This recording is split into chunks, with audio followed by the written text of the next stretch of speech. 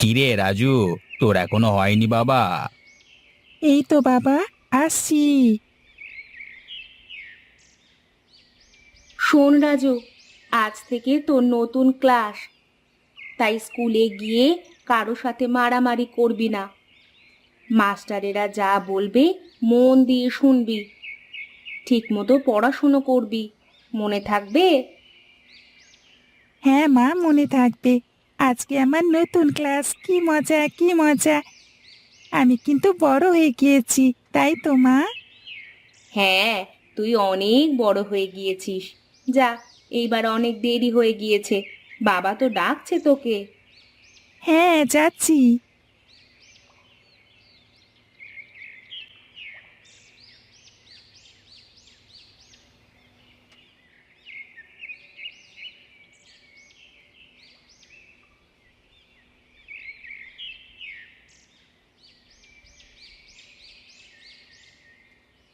মা কি বলেছে মনে আছে তো?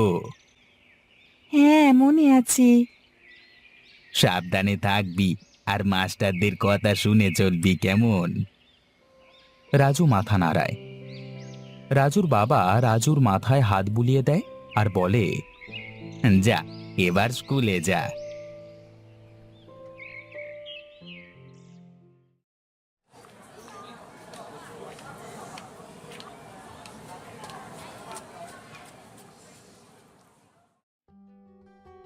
সবাইকে নতুন খাতা কিনে আনতে বলেছিলাম, তা সবাই নতুন খাতা এনেছো তো? তাড়াতাড়ি খাতা বের করে বেঞ্চির উপর রাখো। সবাই খাতা বার করলো, কিন্তু রাজুর খাতা কেনা হয়নি। রাজু চুপ করে বসে আছে। ওর পাশে থাকা ছেলেটিও খাতা বের করে ফেলল, কিন্তু রাজুর তো খাতা নেই। ও বার করবে কিভাবে? কত করে বাবাকে বলেছিলাম খাতা কিনে দিতে, না হলে স্যার মারবে। এখন কি হবে আমার? আসলে রাজুর বাবারও কোনো দোষ নেই। রাজু আমতলা গ্রামের সব থেকে গরিব পরিবারের ছেলে। গরিব বলে কেউ ওর সাথে কথা অবধি বলে না। স্কুলে ওকে ডেকে কেউ খেলতেও নেয় না। এর আগে নিচু ক্লাসে থাকাকালীনও রাজু দেখত সবার কত সুন্দর বন্ধু আছে, কিন্তু ও কারো সাথে বন্ধুত্ব করতে গেলেই দেখত সবাই ওকে গরিব বলে তাড়িয়ে দিত। সবাই ওর থেকে দূরে থাকে। এটা রাজুর এখন অভ্যাস হয়ে গিয়েছে। ভাবনার ঘোরটা কাটে স্যারের ডাকে। কি রে রাজু, তোর খাতা কই? রাজু কিছু বলে না। ও, তুই আজও খাতা আনিসনি? স্যার, আমি বাবাকে বলেছিলাম নতুন খাতা কিনে দিতে, কিন্তু বাবা বলল টাকা নেই এখন, পরে টাকা হলে কিনে দেবে। তুই আগের বছরও এইভাবেই বলেছিলিস, কিন্তু খাতা কিনিসনি। আসলে তুই মার না খেলে খাতা আনবি না। এই, আয় এদিকে, আয় এদিকে আয়। স্যার, আমি বাবাকে বলে কালই নতুন খাতা কিনে আনবো স্যার।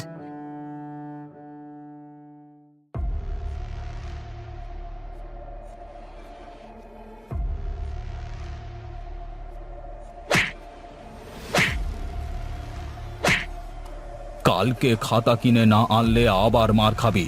যা, এবার বেঞ্চে গিয়ে বস। রাজু চুপচাপ কাঁদো কাঁদো মুখে গিয়ে বেঞ্চের ওপর বসে পড়ল। এরপর একটা একটা করে ক্লাস হয়ে দুপুরের টিফিন হলো। টিফিনের সময় সবাই বাড়ি থেকে টিফিন নিয়ে আসে, কিন্তু রাজুদের অবস্থা অত ভালো না, তাই ও টিফিন আনতে পারে না, না খেয়েই কাটিয়ে দেয়। টিফিনের সময় ক্লাসরুম ছেড়ে রাজু স্কুলের সামনের মাঠে গেল। মাঠের ওপর বাচ্চারা খেলা করছে, কেউ কেউ আবার দোলনা চড়ছে। মাঠের পাশে একটা গাছতলা আছে। রাজু ওখানে গিয়ে বসলো। এমন সময় একটা ছেলে ওর পাশে এসে বসলো। দেখে মনে হলো খেলতে খেলতে হাতে একটু চোট পেয়েছে। ছেলেটাকে দেখে রাজু চিনতে পারলো। এই ছেলেটা ক্লাসে ওর পাশেই বসেছিল। তোর নাম কি রে? তুই এখানে একা বসে আছিস কেন?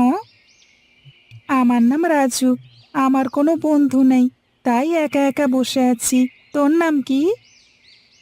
আমার নাম বিজয়। তোর কোনো বন্ধু নেই কেন?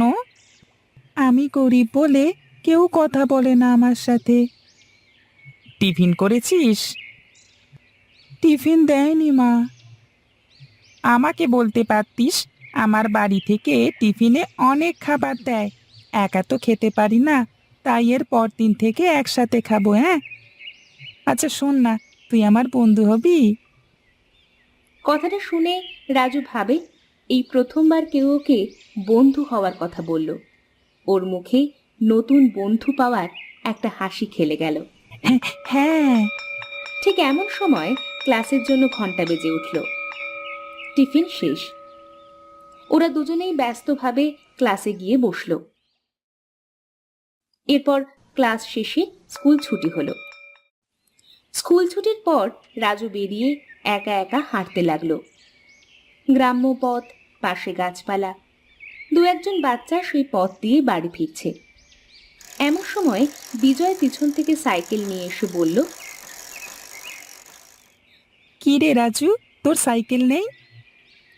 না। আমারটাই ওঠ আর চল।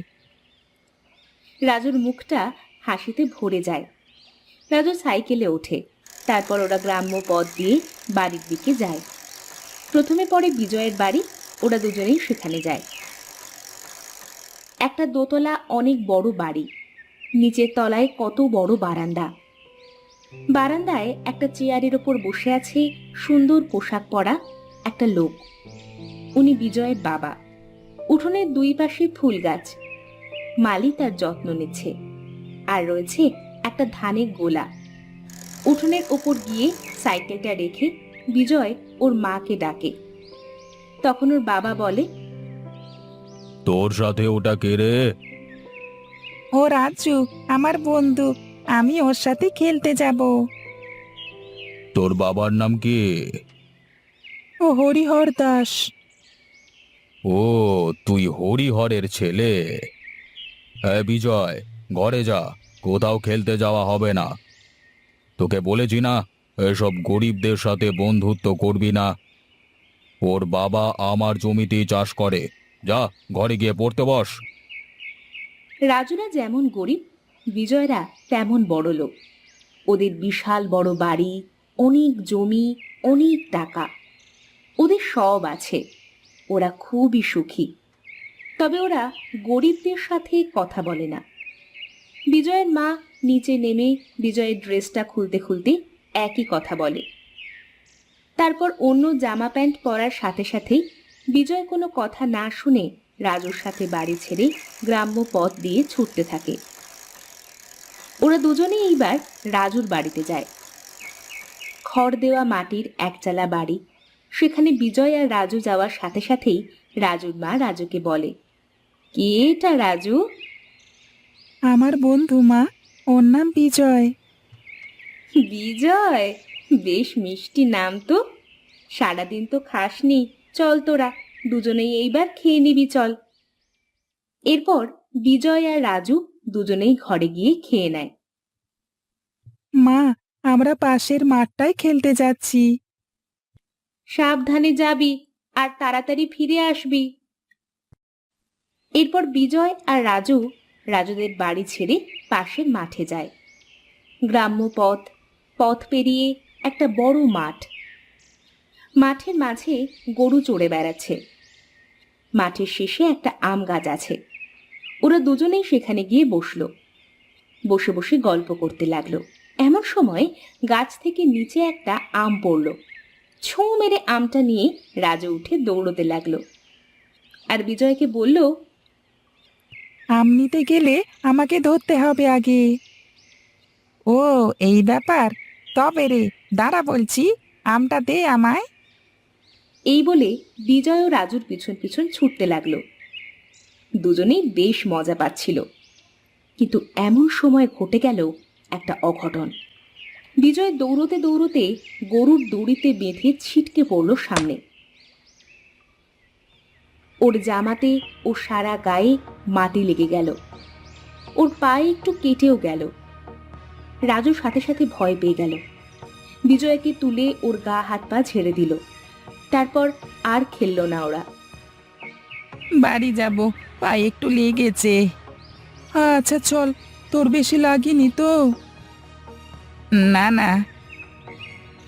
রাজু বিজয়কে ওর বাড়ি দিয়ে আসতে গেল, যেহেতু বিজয় পায়ে একটু চোট পেয়েছে। মাঠ ছেড়ে গ্রাম্য পথ দিয়ে ওরা দুজনেই পৌঁছলো বিজয়ের বাড়ি। তখন ওর বাবা কোনো এক চাকরকে রেগে গিয়ে বলছে। বিজয়ের বাবার রাগ দেখে বিজয় ও রাজু দুজনেই ভয় পায়।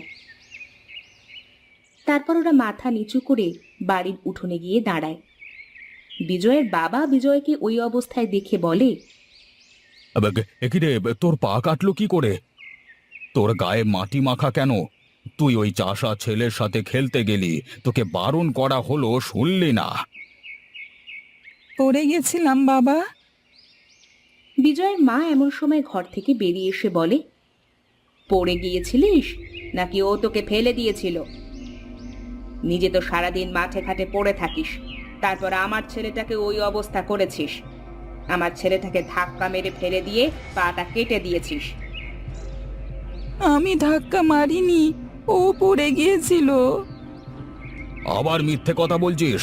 দাঁড়া, তোর বাবা না আসলে তোকে আজকে ছাড়বো না। বিকাল পেরিয়ে সন্ধ্যা হয়। রাজুর বাবা বাড়ি গিয়ে ছেলেকে দেখতে না পেয়ে বিজয়ের নাম শুনেই বোঝে রাজু এখানে আছে, তাই রাজুকে সে নিতে আসে।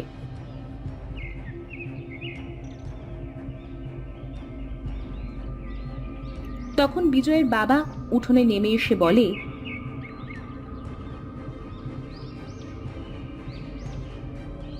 কিরে হরিহর, তোর ছেলে আমার ছেলেকে ফেলে দিয়েছে, তা কি জানিস?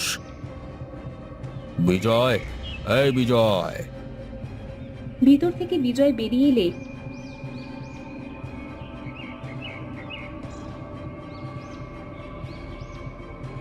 ওর পায়ের দিকে দেখিয়ে বলে, ওই দেখ, ওর পাটা কেটে দিয়েছে। তোরা চাষাদের মতো থাক, বড় লোকদের সাথে নিজেদের ছেলেকে মিশতে দিস কেন? আগে আমি জানতাম না কর্তা। রাজুর বাবা আর কোনো কথা না শুনে রাজুকে ধরে মারতে থাকে আর বলে, তোকে কত করে বলেছি কারোর সাথে না মিশতে, বাড়িতে থাকতে, তাও তুই বাড়ির বাইরে বেরিয়েছিস। ওকে কেন ধাক্কা মেরেছিস? বল বল, কেন ধাক্কা মেরেছিস? এই যা, বাড়ি যা, এখানে আর মারতে হবে না। তোর ছেলেকে যেন আমার ছেলের সাথে মিশতে না দেখি, ঠিক আছে? আগে কর্তা।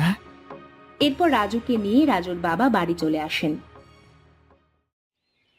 বাবার মারের ভয়েতে সেদিনের পর থেকে রাজু আর বিজয়ের সাথে কথা বলে না। স্কুলে দেখা হলেও কেউ কারোর সাথে কথা বলে না। বিজয় কথা বলবার চেষ্টা করলেও রাজু কথা বলে না ভয়েতে। পুকুর পাড়ে বসে রাজু মাছ ধরছে। পাশে একটা গাছ আছে। আসলে আজ ওর স্কুল ছুটি।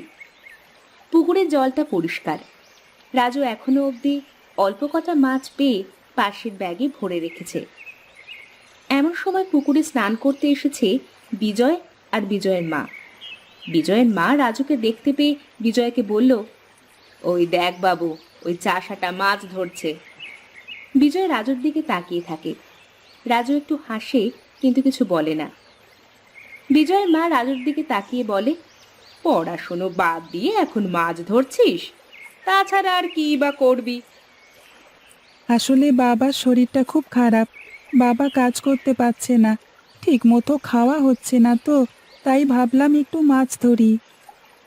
বিজয়ের মা মুখ বেঁকিয়ে বিজয়কে নিয়ে ঘাটে নেমে যায়।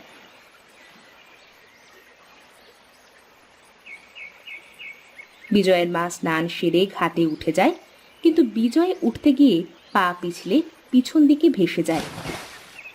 বিজয় সাঁতার কাটতে জানে না। অবশ্য বড় লোকের ছেলে সাঁতার কাটা লাগবেই বা কেন? মা, মা আমি ডুবে যাচ্ছি, মা বাঁচাও, বাঁচাও, আমাকে বাঁচাও। তখন বিজয়ের মা কাঁদতে কাঁদতে বলে, কে আছো? কে আছো? আমার ছেলেটাকে বাঁচাও, কে আছো? এদিকে রাজু এই অবস্থা দেখে আর কিছু না ভেবে সোজা পুকুরের জলে লাফ দিয়ে সাঁতার কেটে বিজয়কে ধরে ডাঙায় আনে। রাজু গরিবের ছেলে, সে সব জানে। বিজয়কে ডাঙায় আনার পর বিজয়ের মা বিজয়ের উপর ঝুঁকে পড়ে বলে, বাবু, বাবু তুই ঠিক আছিস তো? দেখলে মা, তুমি যে রাজুকে গরিব চাষা বলতে, সেই আমাকে বাঁচালো। আগের দিনও রাজু আমাকে ধাক্কা মারেনি, আমি নিজেই পড়ে গেছিলাম। বিজয়ের মা বিজয়কে জড়িয়ে ধরে রাজুর দিকে দেখে, তারপর রাজুকেও জড়িয়ে ধরে আর বলে, আমি ভুল ছিলাম রাজু, আজ তুই না থাকলে আমার ছেলেটা বাঁচতো না। তোরা দুজনে সারা জীবন এমন ভালো বন্ধু হয়ে থেকে যাস। ধনী গরিব, সুখী দরিদ্র, এই সবের থেকে অনেক বড় হলো বন্ধুত্ব।